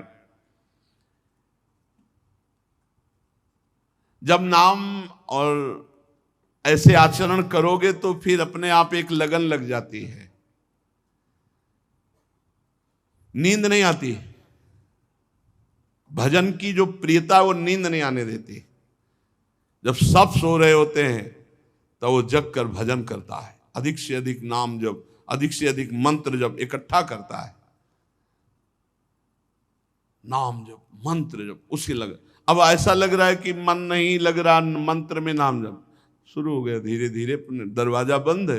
अपने रात्रि में जोई जोई प्यारो करे, सोई मोहे भावे, 50 पद 60 पद। अब थक गया, पद से थक गया, अब मंत्र में लग, फुर्सत ही नहीं है। एकांतिक प्रेम, नाम जप में, भगवत चिंतन में एकांतिक प्रेम। जैसे कोई कंजूस आदमी बार बार रुपया गिनता है तो उसको बड़ा सुख मिलता है, वो रुपया देख के जीता है।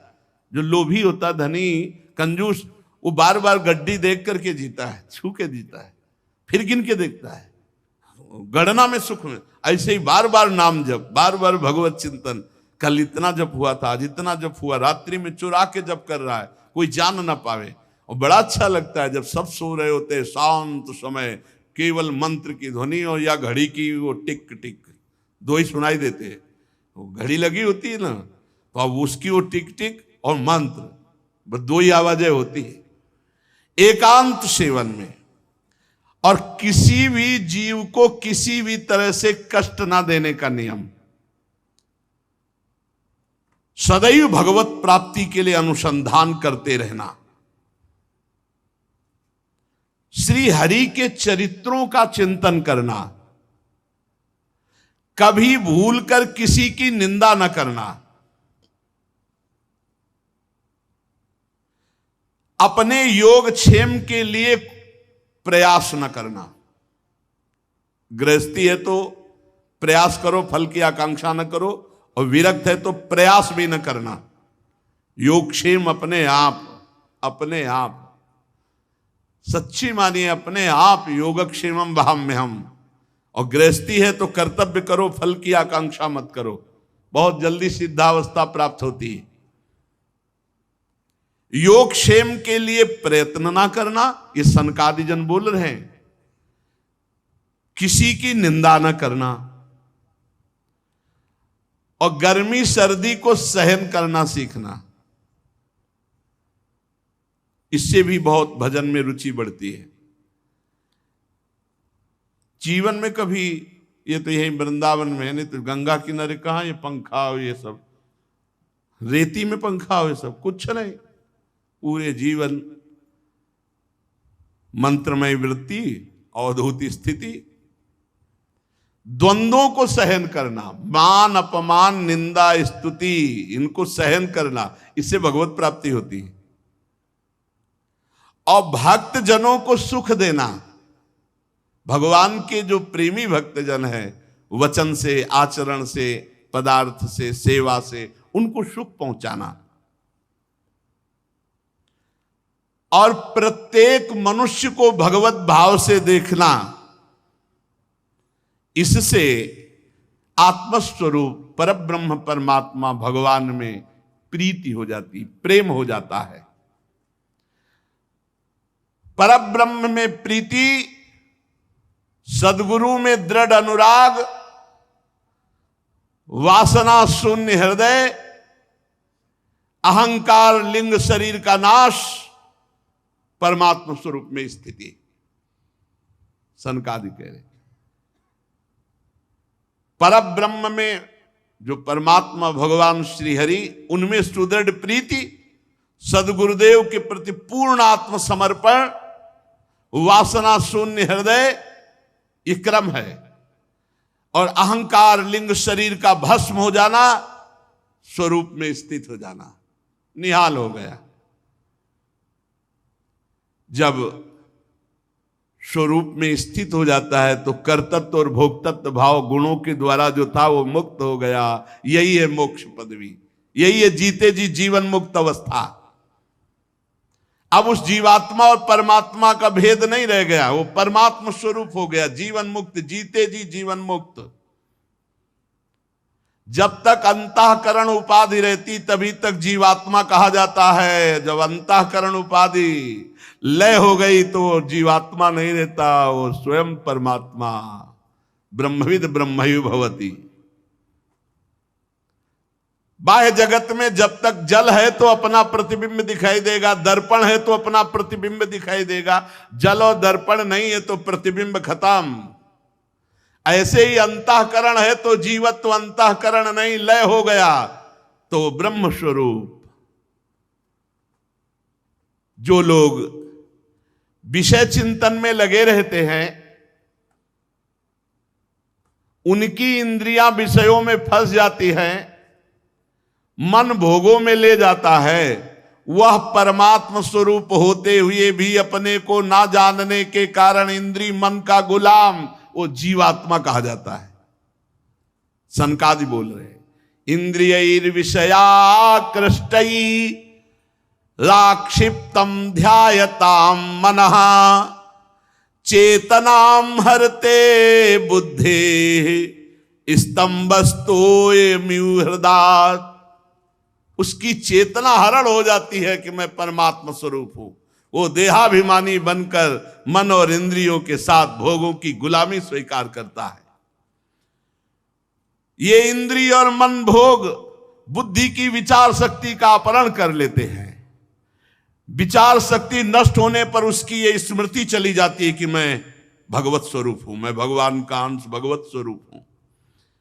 स्मृति का नाश होने पर वो भ्रष्ट हो जाता है, ज्ञान रहित हो जाता है।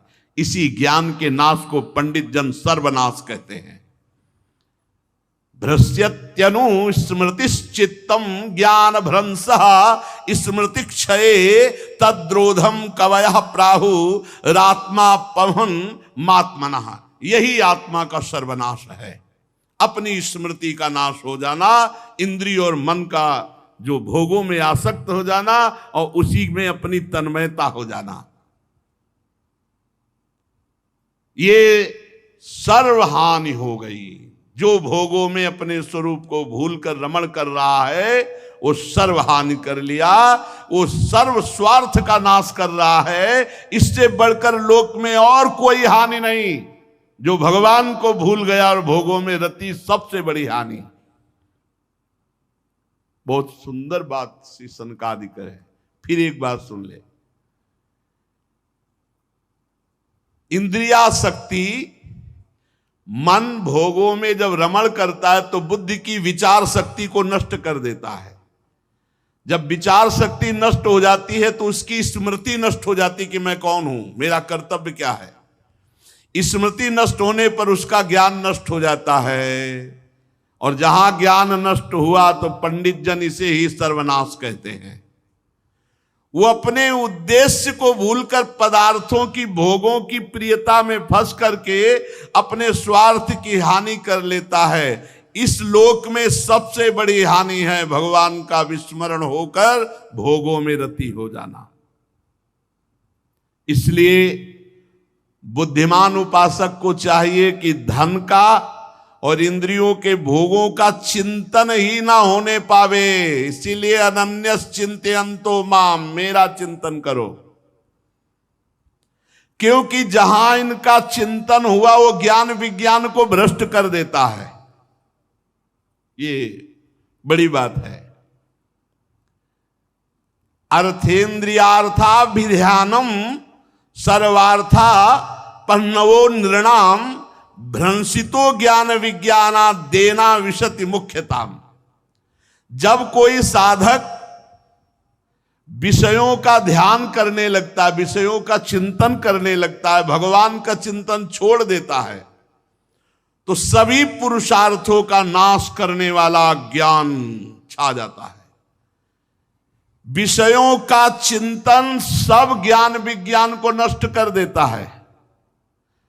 जो विषयों का चिंतन करते हुए मरता है वो वृक्षादि योनियों को प्राप्त होता है, स्थावर योनियों को प्राप्त होता है।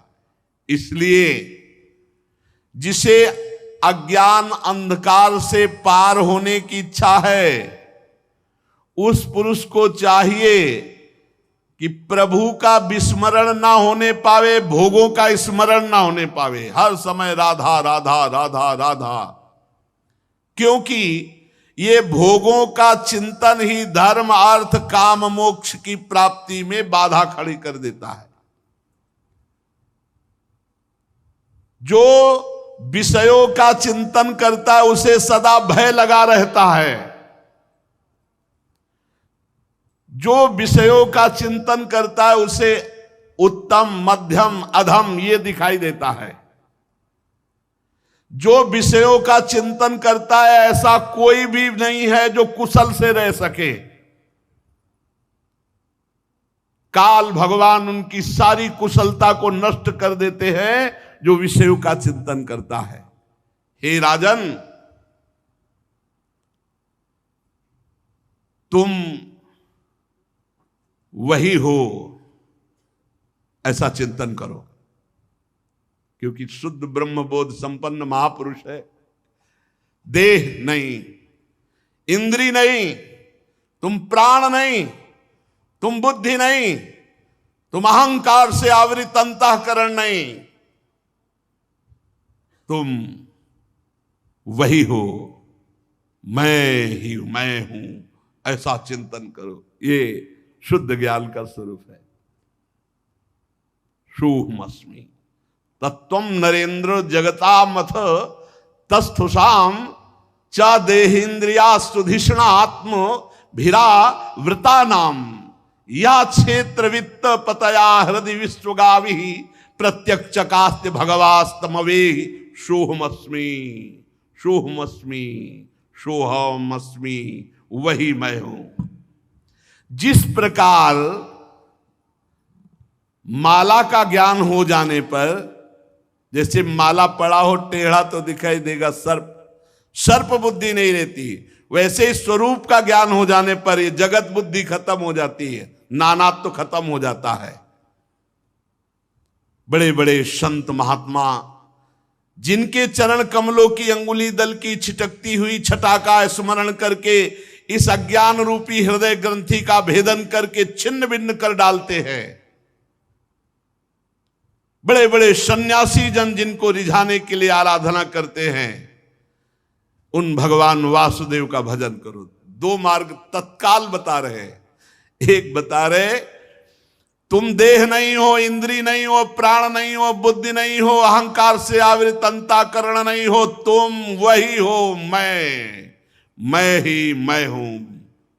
और दूसरा कह रहे, क्योंकि हर साधक संत महात्मा जिनके चरण कमलों के अंगुली दल की छिटकती हुई छटा का स्मरण करके अहंकार रूपी हृदय ग्रंथि का छिन्न भिन्न भेदन कर डालते हैं, उन भगवान श्री कृष्ण का तुम भजन करो। जो लोग मन और इंद्री रूपी मगरों से भरे हुए संसार सागर को योग आदि के द्वारा पार करना चाहते तो पार करना बहुत कठिन है, लेकिन जो कर्णधार रूपी श्री हरि का आश्रय लेकर उनकी आराधना रूपी नौका पर बैठ जाते हैं, वो इस भव समुद्र को सहज में पार कर जाते हैं। ये बढ़िया मार्ग, भगवान का आश्रय लेकर भगवान का नाम जप करते हुए संसार समुद्र से पार हो जाते सहज में।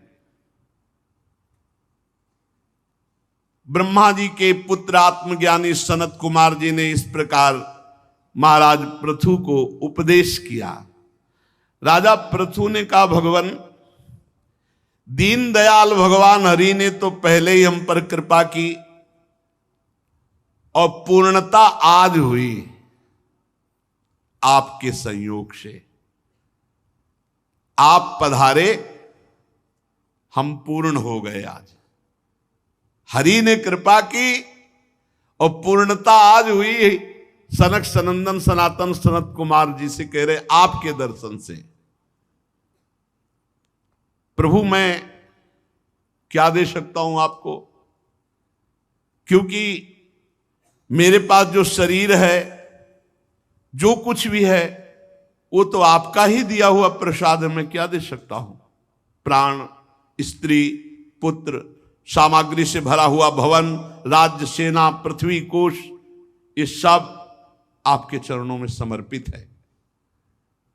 ये सब आपका है प्रभु, स्वीकार कीजिए। सनकादि से सेनापतित्व, राज्य, दंड, विधान, संपूर्ण लोकों का शासन, वेद शास्त्रों के ज्ञाता, ये सब आपके ऊपर अधीन है।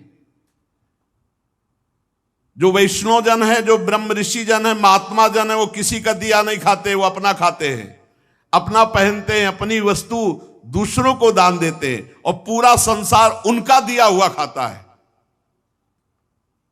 महाराज पृथु सनक सनंदन सनातन सनत कुमार से कह रहे, स्वयमेव ब्राह्मणो भुंक्ते स्वम वस्ते स्वम ददाति च तस्यैवानुग्रहेणान्नम भुंजते क्षत्रियादया।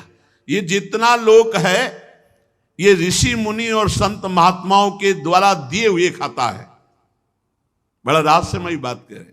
ये जो ब्रह्म ऋषि जन है, अपना खाते हैं, अपना पहनते हैं, और जो अन्य लोग हैं वो सब उनके द्वारा दिया हुआ खाते हैं। अगर वो ना हो, वो तपस्या ना करे, भजन ना करे, सब लोक नष्ट हो जाए। आप वेद के पारगामी, अध्यात्म तत्व का निश्चय किए हुए महापुरुष हैं।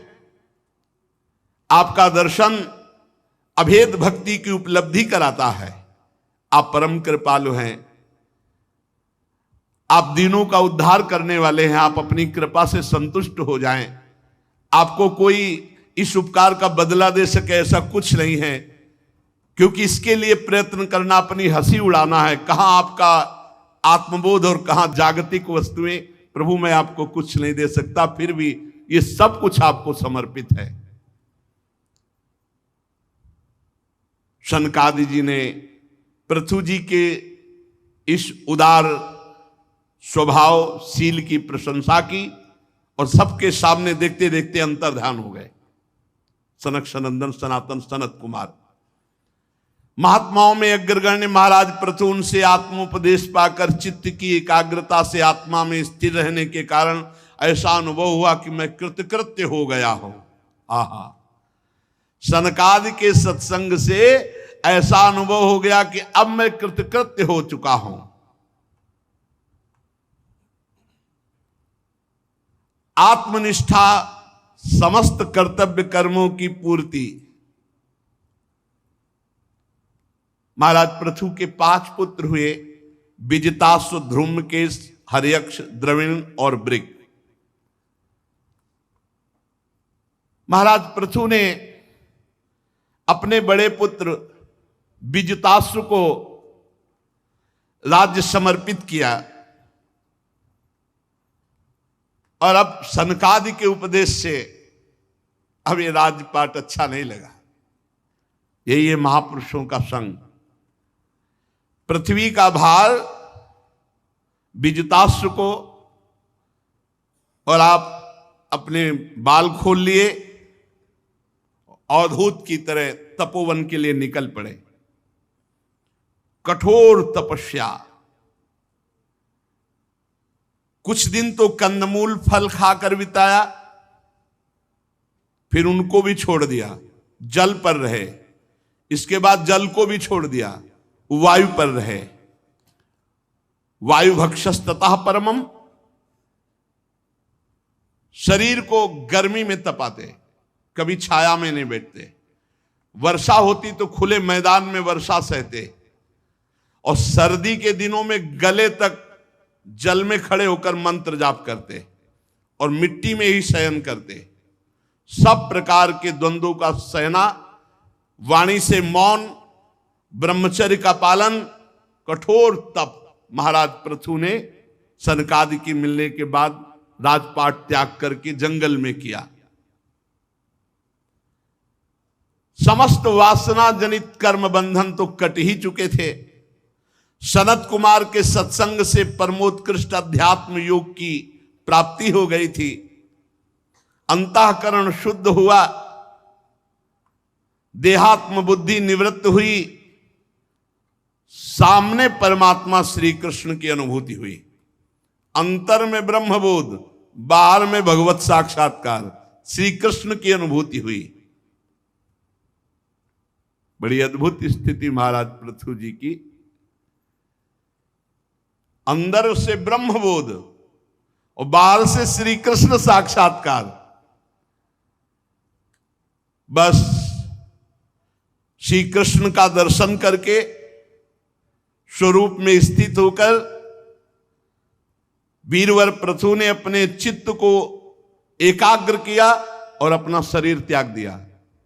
बाहर श्री कृष्ण साक्षात्कार, अंदर श्री कृष्ण ब्रह्मबोध स्वरूप से, और अपने शरीर का त्याग कर दिया।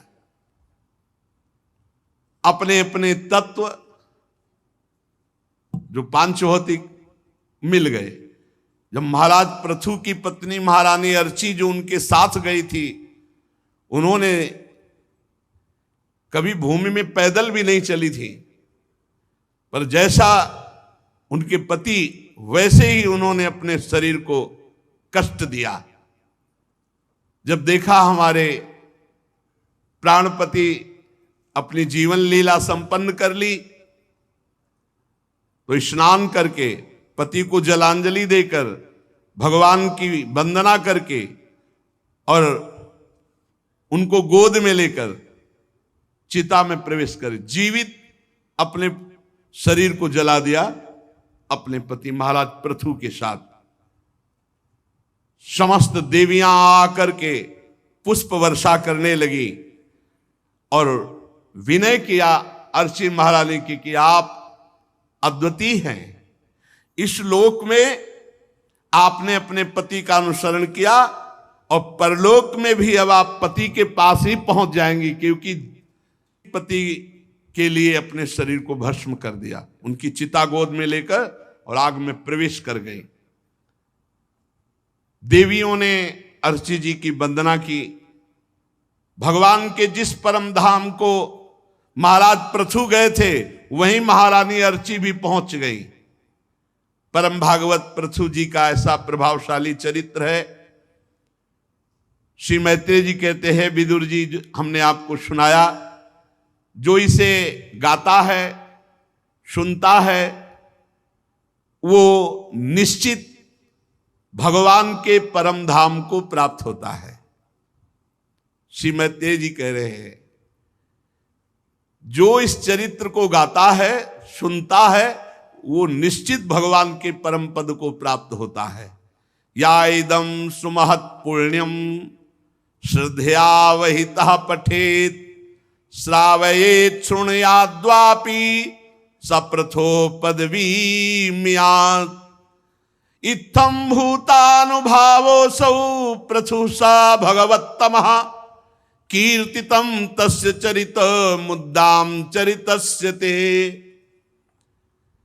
अगर कोई कामना से इसका गायन या श्रवण करे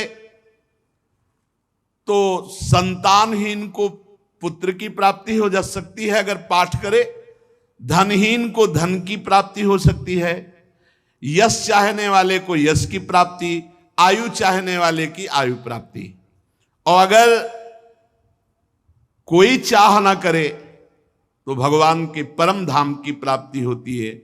ऐसे महामहिम भगवान के अंश से प्रकट हुए महाराज पृथु और अर्ची के पावन चरित्र को अपने लोगों ने श्रवण किया। मनन करें इसका। पूरे चरित्र का सार है, किसी पर दोष दृष्टि ना करें, निरंतर हृदय से नाम जप करें, अपने सारे कर्तव्य कर्मों को भगवान के चरणों में समर्पित कर दें। ये पृथु जी का उपदेश। शनकादि का उपदेश, भगवान की कथा खूब सुनने से हृदय का मोहमल नष्ट हो जाता है, भगवत प्राप्ति की लालसा जागृत होती, गुरुदेव के चरणों का आश्रय होता है, गुरुदेव के वचनों पर विश्वास, शास्त्र वचनों का सार गुरुदेव के वचन। गुरुदेव जो भक्ति की क्रियात्मक शिक्षा, भागवत धर्म के आचरण का उपदेश करते हैं, उसका अक्षरशः पालन, किसी की निंदा न करना, किसी का अपमान न करना, निरंतर नाम जप करना, भगवत चिंतन करना, इसी से घोर वैराग्य प्रकट होता है। और वैराग्य से तीनों शरीरों का राग नष्ट होता है, आत्मबोध हो जाता है, भगवत साक्षात्कार होता है, जो चाहे वो प्राप्त हो जाता है। पर सावधानी, सनकादि ने कहा, जो विषया इंद्रिया अभिरामी हैं, जो इंद्रियों के भोग में मन के द्वारा चिंतन विषयों का करते हैं और क्रियाएं कर, ऐसे लोगों के संसर्ग से बचें, क्योंकि ये हमारे साधना को चौपट कर देंगे, ये हमारे ज्ञान विज्ञान की चेतना को नष्ट कर देंगे, ये हमारी अखंड भगवत स्मृति में बाधा पहुंचा देंगे। हम मनन करके आचरण में उतारे, और ये तो छोड़ दीजिए कि हमें भगवत प्राप्ति होगी कि नहीं। कितने ऐसे चरित्र आप सुनेंगे जिनका परिणाम है सुनने मात्र से भगवत प्राप्ति। ये हम तो नहीं कह रहे ना, ये भगवान व्यास देव जी लिख रहे हैं, श्री सुखदेव जी कह रहे हैं। तो जब रजिस्टर हमारा देखा जाएगा ना, तो बहुत ऐसे प्रमाण है जिनमें हमें भगवत प्राप्ति हो जाएगी। ये वृंदावनवासी है, ये कथा सुना है, ये नाम जप किया है, ये दंडवती लगाई है, तो यमराज जी के पास हिसाब नहीं है इनका देने का, तो वो भगवान के हाथ में है हिसाब। और भगवान करुणामय है, भगवान एक पक्ष देखते हैं भक्त का, भगवान दो पक्ष नहीं देखते। जब भगवान के पास हिसाब जाता है तो भगवान एक पक्ष देखते, जन अवगुण प्रभु मान न खाऊ, वो ये नहीं देखते। दीन बंधुवत, ये मेरा है बस, इसने मन वचन कर्म से मेरा सहारा लिया, इसकी जो गलती है वो मेरी गलती है, क्योंकि मेरे सहारे था ना, बस पार हो जाते हैं। अपने को भगवत प्राप्ति की चिंता नहीं करनी, अपने को भगवत चिंतन करना है। पूज्य श्री भाई जी हनुमान प्रसाद पोद्दार जी कहते हैं, उत्तम भागवत वो है जो किसी बात की चिंता ना करके हर समय भगवत चिंतन में रहता है। भगवत चिंतन क्या चाहिए? कुछ नहीं, भगवत प्राप्ति नहीं, बार बार जन्म मरण हो, हमें इससे भी मतलब नहीं, इससे भी मतलब। कितनी मस्ती है यार, कितनी मस्ती है। अपने लोग हाय हाय, मतलब किसी की बातें सुनकर ऐसा लगता है कितना डूबा हुआ है चिंता में। अरे फिर काहे के शरणागत, अपनी चिंता। हमारे पास इतने इतने औषधियां हैं कि भवरोग तो जड़ मूल से नष्ट हो ही जाएगा। एक बार जिसने भगवान का नाम ले लिया, एक बार जिसने भगवान का नाम सुन लिया, दुर्गति शब्द से बच गया। एक बार जिन नाम ली हित सु होए, एक नाम त्रैलोक हितारे। हम ऐसे भगवान के दास हैं। तो बोले निरंतर के लिए क्यों कहते हैं? अरे इतना कीमती, हम एक बार जिसकी महिमा है ऐसी, तो हम बार बार जप करके उनका साक्षात्कार इसी जन्म में करेंगे। अंतिम परिणाम की फाइनल की नहीं, वहां हमको रजिस्टर ही गायब करवा देना है। इतना नाम जप करना है कि यमराज रजिस्टर बंद करके और भगवान के पास भेज दे कि अब हमारे से आगे केस बढ़ गया। भगवान के पास हमारा रजिस्टर पहुंच जाए, इसलिए निरंतर नाम जप करो, भगवद आश्रित रहो, भगवत प्राप्ति। तो अरे भगवत प्राप्त हैं, धाम में बैठे हैं, भगवत स्वरूप हैं। हम भूल गए अपने स्वरूप को, इसीलिए हम पछता रहे। इसीलिए उसी भूल को सुधारना है। नाम जप, जहां तक हो सके विषयी पुरुषों से बचो। हर समय भगवान के चिंतन में जैसे हमारी वृत्ति बढ़े, वही संग करो, वही शास्त्र पढ़ो, वही आचरण करो, बढ़िया आनंद है। अभी अभी जीवन मुक्त हो यार, कोई बांधे नहीं है। तुम फंसे हो, भगवान ने नहीं फंसा, तुम फंसे। तुम्ही को मुक्त होना है। तुम इसके बिना नहीं रह सकते, इसके बिना नहीं रह सकते, इसके बिना नहीं रह सकते। बड़े कृपालु है, पूरा बगीचा रच दिया। और तुम अब शरीर के बिना रहना सीख जाओ, अभी जीवन मुक्त हो गए और जान जाओगे कि कौन भगवान है, कहां भगवान है, कैसे भगवान, तुम कौन हो। अरे बाजार में तुम्हें जो खरीदना है अपने मन पसंद की खरीद लो। बाजार क्यों लगा दी, अब इसके विषय में क्यों, ये बाजार क्यों बना दी गई? नहीं, ऐसे ऐसे प्रश्न करता। किसी माया ने हमको नहीं फांसा, हम अपनी इच्छा रूपी माया में फंस गए। हम अपने शरीर रूपी माया में फंस गए। हमको अपने शरीर और इच्छाओं का राग का त्याग करना है। जिसकी इच्छा का नाश हो गया वो जीवन मुक्त अभी है, भगवत स्वरूप। अभी इच्छा मिटा दो, बस महात्मा हो आप। न कोई सद इच्छा, न कोई असद इच्छा, अभी जीवन मुक्त, मस्त, अभी मस्त। तुम्हारी मस्ती को नष्ट करने वाली इच्छा है, शब्द पकड़ लो। इच्छा मिटा दो, महात्मा हो आप, अभी ब्रह्म हो आप। इच्छा मिटा दो, ब्रह्म भूता प्रसन्नात्मा न सोचति न कांक्षत। मिटाओ इच्छा, अपनी इच्छा को श्री जी की इच्छा में दे दो, अभी सब हो गया। पता ही नहीं चलेगा दुख किसे कहते, सुख किसे कहते, लाभ किसे कहते, हानि पता ही नहीं चलेगा। ऐसी स्थिति रहेगी। पर अब इच्छा करके फंसे हो तो अब इच्छा करके मुक्त हो। भगवत प्राप्ति की इच्छा करो और अनिच्छाओं को मिटा दो, फिर इस इच्छा को भी छोड़ दो भगवान के ऊपर और मस्त चिंतन करो। बहुत बढ़िया आनंदमय जीवन है। एक हाय हाय जो स्वभाव पड़ गया है दरिद्रता का, रोने का। अरे प्रभु के लिए रोने का नहीं, अनुकूलता के लिए रोने का, यही परेशानी। जीवन मुक्त हो, अभी आपको किसी ने नहीं पकड़ रखा, आप जीवन मुक्त हो। इच्छा ने आपको पकड़ रखा हो तो हमें बताओ, आपने इच्छा पकड़ रखी। कौन सी वस्तु आपको पकड़े? इच्छा।